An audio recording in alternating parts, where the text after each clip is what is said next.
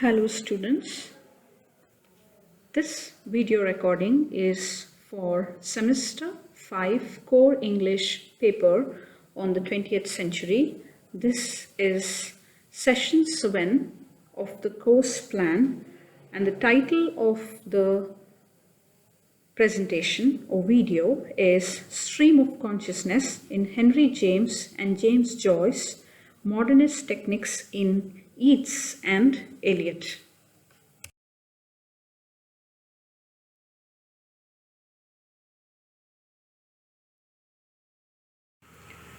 The objective of this session is to introduce you to the historical, intellectual, cultural aspects of the 20th century period that inform the making and reading of the prescribed texts. ನಮ್ಮ ಉದ್ದೇಶ ಈ session PPTಯಿಂದ ಏನಂದರೆ ನಿಮ್ಮನ್ನು 20th century period ಅಲ್ಲಿನ historical, intellectual ಮತ್ತು cultural aspects ಬಗೆಗಿನ ಪರಿಚಯ ಮಾಡಿಕೊಡೋದು, ಮತ್ತು ಆ ಕಾಲದ ಸಾಹಿತ್ಯ ಕೃತಿಗಳು ಹೇಗೆ ರಚಿತವಾಗಿವೆ ಮತ್ತು ಅದನ್ನು ನೀವು ಹೇಗೆ ಓದಬೇಕು ಇದನ್ನು ಹೇಳ್ಕೊಡುವಂಥದ್ದು ಆಗಿದೆ. By the end of this session, you will have understood the relationship between the modern cultures and literary works. ಈ ಸೆಷನ್ ಕೊನೆಗೊಳ್ಳೋದಕ್ಕೆ ಮುಂಚೆ ನೀವು ಏನೇನು ಕಲ್ತಿರಬೇಕು ಅಂದರೆ, ಮಾಡರ್ನ್ ಕಲ್ಚರ್ ಮತ್ತು ಅವತ್ತಿನ ಲಿಟ್ರರಿ ವರ್ಕ್ಸ್ ಮಧ್ಯ ಯಾವ ರೀತಿಯ ಸಂಬಂಧ ಇದೆ ಅನ್ನೋದನ್ನು. Stream of consciousness is a phrase used by William James in his work Principles of Psychology, written in 1890 to describe the unbroken flow of perceptions, memories, thoughts, and feelings in the waking mind, and has been adopted as a narrative method in modern fiction. So stream of consciousness ಅನ್ನೋದು William James ಅನ್ನೋ psychologist ತನ್ನ work Principles of Psychology ಅನ್ನೋ ಪುಸ್ತಕದಲ್ಲಿ, which was written in 1890, he used that phrase to describe the unbroken flow of perceptions. So ನಾವಾಗೆ ಇದ್ದಾಗ ಕೆಲವು ಸಲ ನಮ್ಮ ಮನಸ್ಸು ಚಿತ್ತವೃತ್ತಿ ಅಂತ ಹೇಳ್ತಾರೆ ಇಂಡಿಯನ್ ಫಿಲಾಸಫಿಯಲ್ಲಿ. ಚಿತ್ತವೃತ್ತಿ ಅಂದರೆ ಮನಸ್ಸು ತನಗೆ ತಾನೇ ಮರ್ಕಟಕ್ಕೆ ಹೋಲಿಸ್ತಾರೆ ಮನಸ್ಸನ್ನ. ತನಗೆ ತಾನೇ ಏನೇನೋ ಯೋಚನೆ ಮಾಡ್ಕೊಳ್ತಿರುತ್ತೆ. ಅದಕ್ಕೆ there isn't definitely a flow or logic or sequence or coherence, ಈ ಥರದ್ದು ಯಾವುದೇ ಅಂಶಗಳು ಇರೋಲ್ಲ. ಸೊ ಇವರು ಕೂಡ he uses the phrase stream of consciousness to describe the unbroken flow. Unbroken flow ಅಂದರೆ ಒಡಿಬಾರ್ದು flow of perceptions. Perceptions means the way we see the world, memories, thoughts, ನಮ್ಮ ಸ್ಮೃತಿಗಳು, ನಮ್ಮ ವಿಚಾರಗಳು, ನಮ್ಮ ಭಾವನೆಗಳು and feelings in the waking mind and has been. So ಇದು stream of consciousness is not really a dream like state. It's not a ಕನಸು ಕಾಣುವಂಥ state ಅಲ್ಲ. It happens in your waking mind.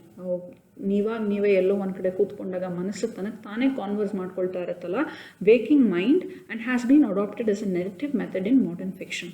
Modern ಫಿಕ್ಷನಲ್ಲಿ ಅಂದರೆ modern ಕಾದಂಬರಿ ನಲ್ಲಿ ಈ ಥರದನ್ನ ಒಂದು ನೆರೇಟಿವ್ ಮೆಥಡ್ ಆಗಿ, narrative method means it's a technique of narrating a story, ಕತೆ ಹೇಳುವಂತಹ ಒಂದು ಟೆಕ್ನಿಕ್ ಆಗಿ ಇದನ್ನು it was adapted later on in the literary production. William ಜೇಮ್ಸಿಂದ ಪ್ರೇರಿತವಾಗಿ ಬಂದಿರುವಂಥದ್ದು. ನಾನು ತುಂಬ ಸಿಂಪಲ್ಲಾಗಿ ಹೇಳಬೇಕಾದ್ರೆ, ನಿಮ್ಮ ಮನಸ್ಸು ಎಲ್ಲೋ ಕೂತಾಗ, ನೀವು ಒಬ್ಬರೇ ಇದ್ದಾಗ ನಿಮ್ಮ ಮನಸ್ಸಿನಲ್ಲಿ ಆಗುವಂಥ ಎಲ್ಲ ಕಾನ್ವರ್ಸೇಷನ್ಸ್ನ ಅದನ್ನು ಹಾಗೆಯೇ ಚಿತ್ರಿಸಿದರೆ ಕಥೆಯಲ್ಲಿ ಹೇಗಿರ್ತದೋ, ಅಂದರೆ ಎಡಿಟ್ ಮಾಡಿರಲ್ಲ, ಆಥರ್ ಇಂಟರ್ವೆನ್ಷನ್ ಇರಲ್ಲ, ನಿಮ್ಮ ಮನಸ್ಸಿಂದೆಲ್ಲ ಹಾಗೆ ಬರ್ಕೊಂಡ್ರೆ ಏನಾಗುತ್ತಲ್ಲ, that is exactly the stream of consciousness. It comes from psychology and is inspired by William James's work Principles of Psychology, which was written in 1890. In writing ಅಂದರೆ ಲಿಟ್ರರಿ ಪ್ರೊಡಕ್ಷನಲ್ಲಿ ಇಟ್ ಮ್ಯಾನಿಫೆಸ್ಟ್ಸ್ ಅಂದರೆ shows as long passages of introspection in which author records the details of whatever through whatever passes through character's awareness. So ಒಂದು ಕ್ಯಾರೆಕ್ಟರ ಅವೇರ್ನೆಸ್ಸಲ್ಲಿ ಅವರ ಪ್ರಜ್ಞೆಯಲ್ಲಿ ಏನೆಲ್ಲ ಆಗುತ್ತಲ್ಲ, long passage of introspection ಅಂದರೆ ಆತ್ಮಾವಲೋಕನ. ಹೆಂಗೆ ಇದು ಲಿಟ್ರೇಚರಲ್ಲಿ ಕಾಣಿಸ್ಕೊಳ್ಳುತ್ತೆ ಅಂದರೆ, ಯಾವುದೋ ಒಂದು ಕ್ಯಾರೆಕ್ಟರಿನ ಮನಸ್ಸಿನಲ್ಲಿ ಆಗ್ತಾ ಇರೋದನ್ನು ಲಾಂಗ್ ಪ್ಯಾಸೇಜ್ ಆಫ್ ಆತ್ಮಾವಲೋಕನ ಕೊಟ್ಟರೆ ನಿಮಗೆ, that is exactly what stream of consciousness is. The technique got refined in 1920s.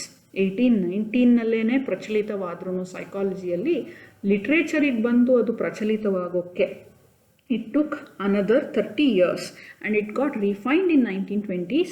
Stream of consciousness now is applied to a mode of narration that undertakes to reproduce the full spectrum and continuous flow of a character's mental process in which sense perceptions mingle with conscious and half-conscious thoughts, memories, expectations, feelings and random associations.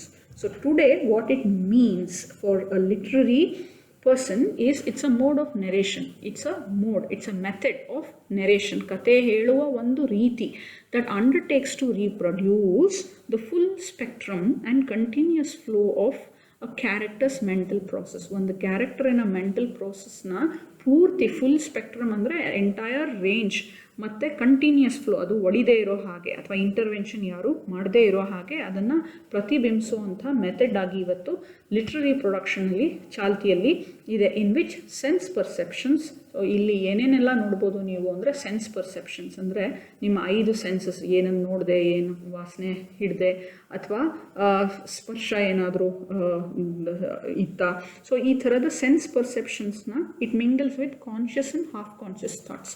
So ಕೆಲವು ಸಲ conscious ಆಗೇ ವಿಚಾರ ಬರ್ಬೋದು, ಇನ್ನು ಕೆಲವು ಸಲ half conscious thoughts ಅಂದರೆ ನಮಗೆ ಬೇಕಾದ್ದು ಬೇಡವಾದ್ದು ಎಲ್ಲ ಸೇರಿ. ಇಲ್ಲಿ you don't see grammatically frame sentences, it's almost sometimes fragmented sentences. The way ನೀವು ನಿಮ್ಮ ಜೊತೆನೇ ನೀವು ಮಾತಾಡ್ಕೋಬೇಕಾದ್ರೆ ಫುಲ್ ಸೆಂಟೆನ್ಸಸ್ ಕೆಲವು ಸಲ ಮಾತಾಡೇ ಇರಲ್ಲ ನೋಡಿ, ಹಾಗೆ. So it consist of conscious thoughts, half conscious thoughts, there are memories. ಸಡನ್ನಾಗಿ ಮನಸ್ಸು ಇಲ್ಲಿದ್ದು ಇನ್ನೆಲ್ಲೋ ಹೊಟ್ಟೋಗುತ್ತೆ.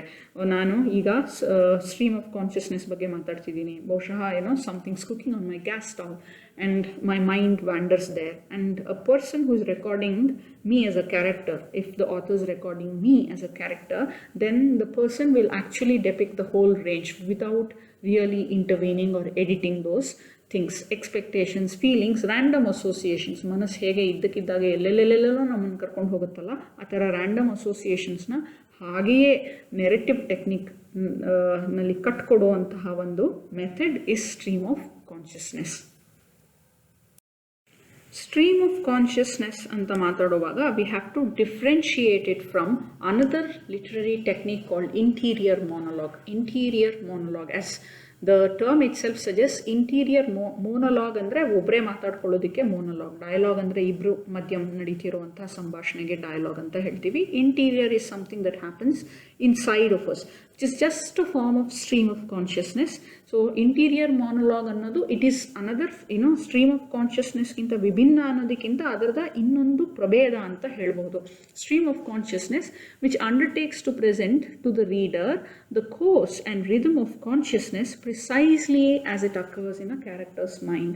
ಸೊ ಒಂದು ಕ್ಯಾರೆಕ್ಟರ್ ಮನಸ್ಸಿನಲ್ಲಿ ಏನೇನೆಲ್ಲ ನಡೀತಿದೆ ಅನ್ನೋದನ್ನ ರೀಡರ್ಗೆ ಹಾಗೆಯೇ ಕಟ್ಟುಕೊಟ್ರೆ, ಆ ರಿದಮ್ ಆಫ್ ಕಾನ್ಷಿಯಸ್ನೆಸ್, ಅವರ ಸುಪ್ತ ಪ್ರಜ್ಞೆ ಅಥವಾ ಎಚ್ಚೆತ್ತ ಪ್ರಜ್ಞೆ ಏನು ಯೋಚನೆ ಮಾಡ್ತಿದೆ ಅನ್ನೋದನ್ನ ಹಾಗೆಯೇ ಕಟ್ಟಿಕೊಟ್ರೆ, then that is interior monologue. The author tries not to intervene in interior monologue and presents the thoughts and feelings of character's mind in the form of fragmented narration, sense perceptions, images.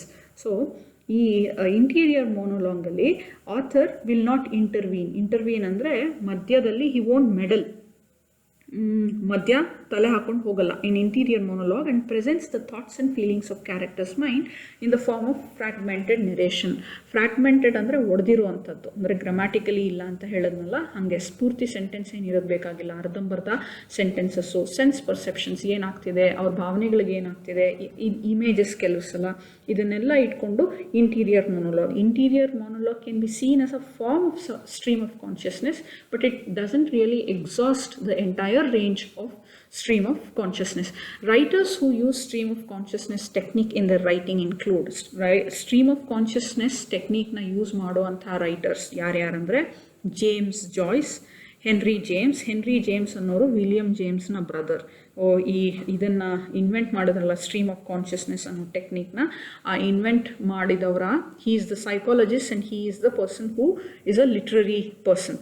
So Virginia Woolf, Dorothy Richardson, Samuel Richardson. So ಈ ಹೆಸರುಗಳು stream of consciousness ಅಂತ ಹೇಳಿದ ತಕ್ಷಣ ನಮಗೆ ಈ ಹೆಸರುಗಳು ನೆನಪಿನಲ್ಲಿ ಬರ್ತವೆ.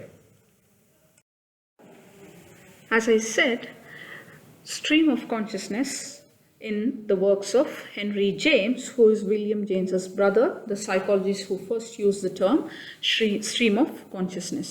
So Henry James anoru William James's brother and a very important modernist 20th century writer. So his literary production falls between realism and modernism. So realism ಮತ್ತೆ modernism. Realism ಅಂದ್ರೆ ಪ್ರಪಂಚದಲ್ಲಿ ಏನು ನಡೀತಿದೆಯೋ ಅದನ್ನು ಹಾಗೆಯೇ ವಿವರಿಸುವಂಥದ್ದು ರಿಯಲಿಸಮ್. ಮಾಡರ್ನಿಸಮ್ ಅಂದರೆ it employs more than what is happening in the world out there. So ಮಾಡರ್ನಿಸಮಲ್ಲಿ ಸಿಂಬಾಲಿಸಮ್ ಬರುತ್ತೆ, ದೆನ್ ಫಾರ್ಮಲಿಸಮ್ ಬರುತ್ತೆ. ಈ ಥರ ಬಹುತೇಕ ಬೇರೆ ಬೇರೆ ಪ್ರಿನ್ಸಿಪಲ್ಸಿಂದ ಇನ್ಫ್ಲೂಯೆನ್ಸ್ ಆಗಿದೆ modernist thought and modernist writing, which realism precedes modernism. So realism ಅನ್ನೋ ಲಿಟ್ರರಿ ಟೆಕ್ನಿಕ್ಕು ಮಾಡರ್ನಿಸಮ್ನ ಹಿಂದಕ್ಕೆ ಬರುವಂಥದ್ದು. ಇವರು ಯಾರು, ಹೆನ್ರಿ ಜೇಮ್ಸ್ ತನ್ನ ಈ ಥರದ ಕೃತಿಗಳಲ್ಲಿ ಸ್ಟ್ರೀಮ್ ಆಫ್ ಕಾನ್ಷಿಯಸ್ನೆಸ್ನ ಯೂಸ್ ಮಾಡಿದ್ದಾರೆ. Portrait of a Lady, which was written in 1881. It is also considered a psychological novel.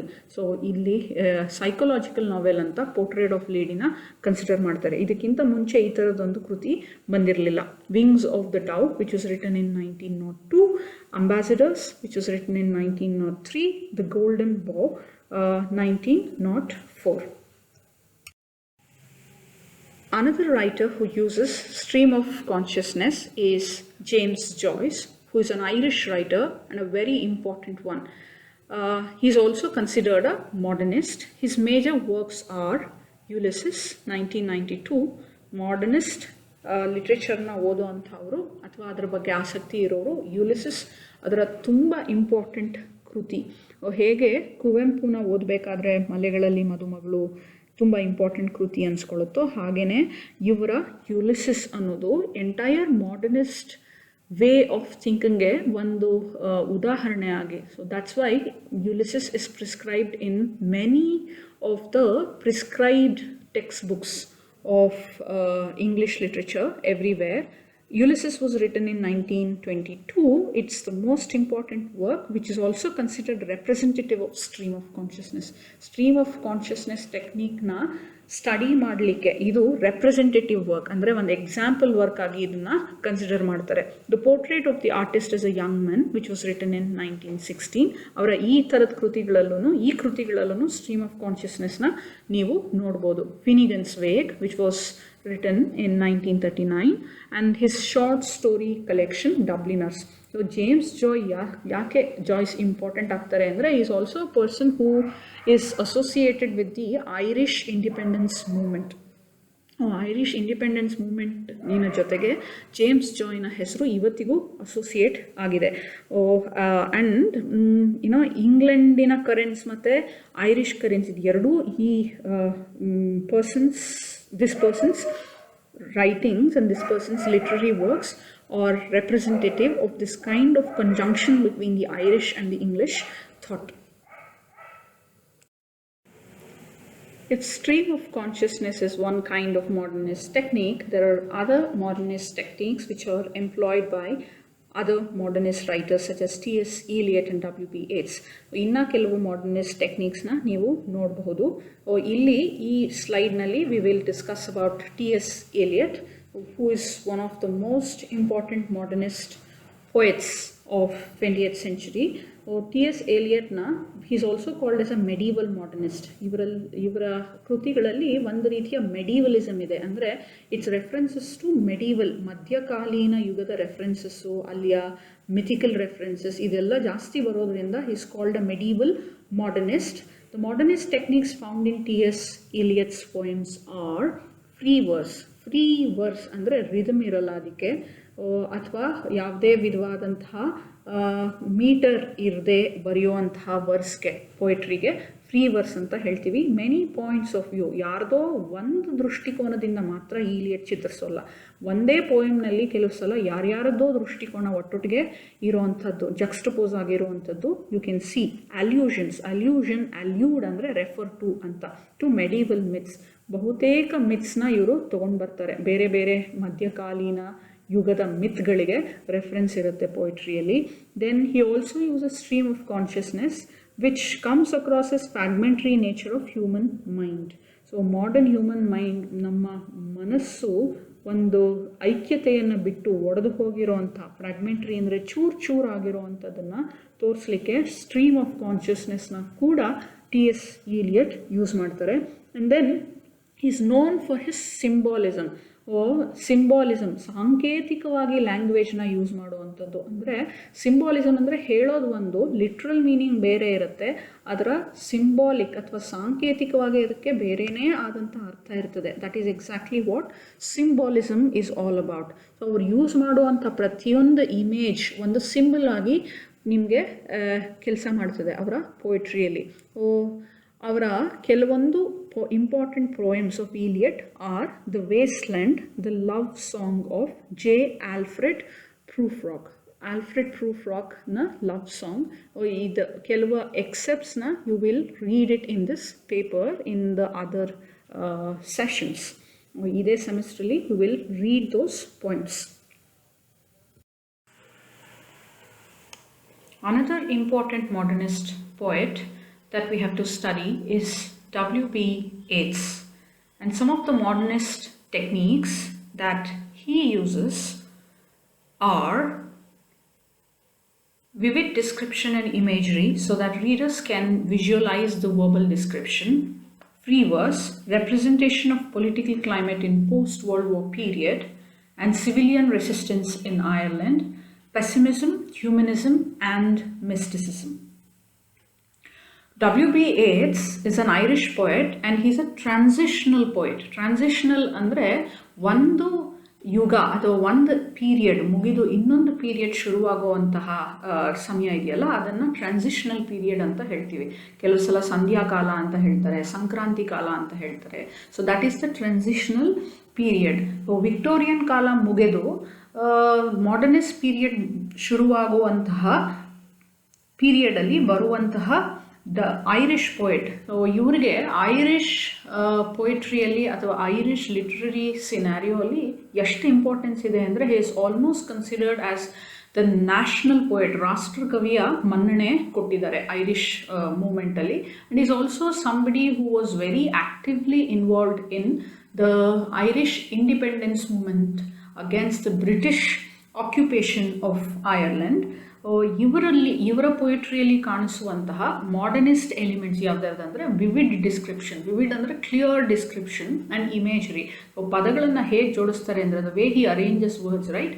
It brings in front of you, it brings in front of readers a particular image that he wants to kind of, materialize. And the verbal description is equal to image description in his poetry.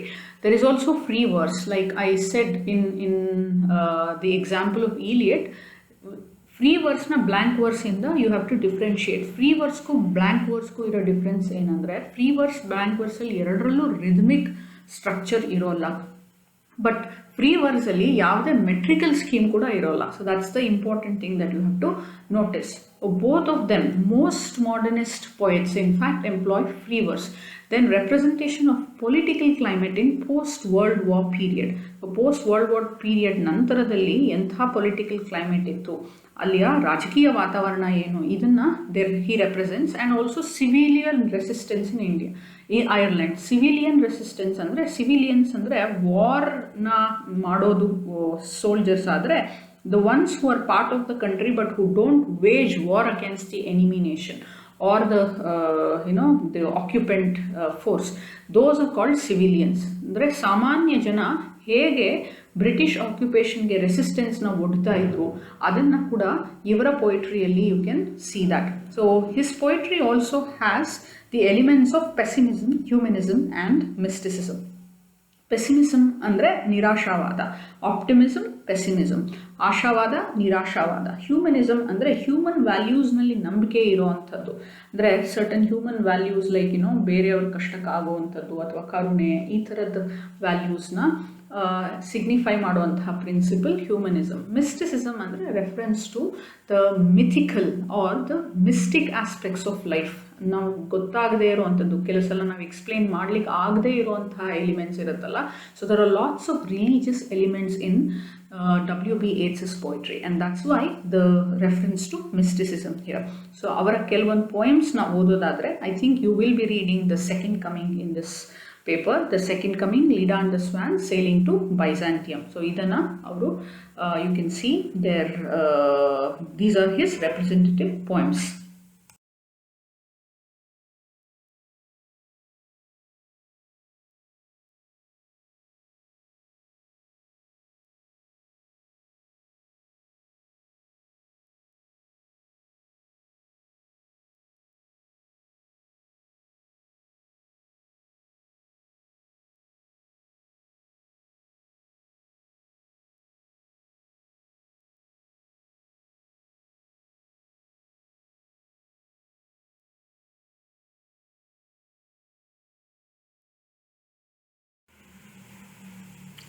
Let us recap what we learned in this video lesson.